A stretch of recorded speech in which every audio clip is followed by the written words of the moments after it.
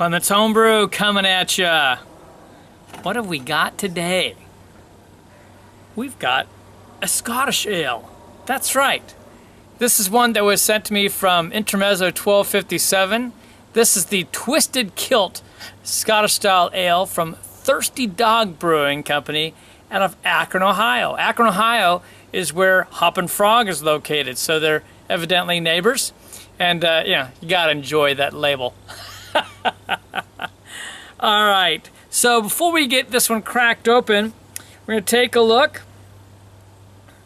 This is a 5.3% ABV beer, and it is 13.5 IBUs. Often ales of this type are misunderstood. This particular one is a Scottish ale. It's a Scottish export ale, which puts it at 80 shillings, as they say. It has to do with the gravity on it. Basically, they make them in 60, 70, and 80 shillings, as they put it. So it's the slightly higher ABV at 5.3. They're sessionable beers. They're supposed to be quite malty. And on the exports, you can sometimes get a little smokiness or a little light esters of fruit and so forth. But these aren't supposed to be like big, bold beers. And a lot of people confuse them with wee heavies, which are much bolder. And of course, we make American versions of it. So anyway, enough of that. Let's get this one cracked open. All right, I decided to go with a pint glass. That seemed a little more traditional. As you can see, this is a fairly dark beer. From my side, it looks brown with some copper hues to the sides. It is very clear, though, I will say, mind you.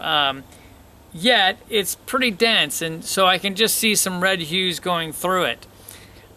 Thin head, and it's fading. So let's get a nose on this. Oh, wow, that is very malty, as it should be. I'm actually almost getting, I feel like almost a slight chocolate sense off of it, which you can on the exports. And some nuttiness as well. And a bit of caramel, light caramel. And almost a hint of like bread, like a breadiness. I'd swear I'm getting something else, but I can't quite identify it. All right, cheers, let's try it.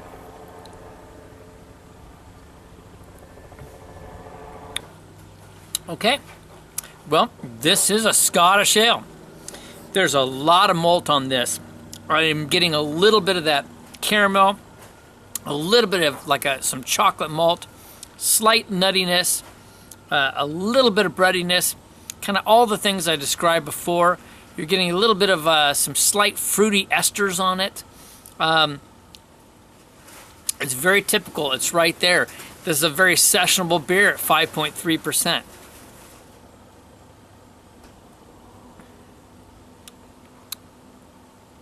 For the style, I think it has a fairly good taste, actually. It's not my favorite style. I'm not into highly malty beers, but it's a good beer nonetheless.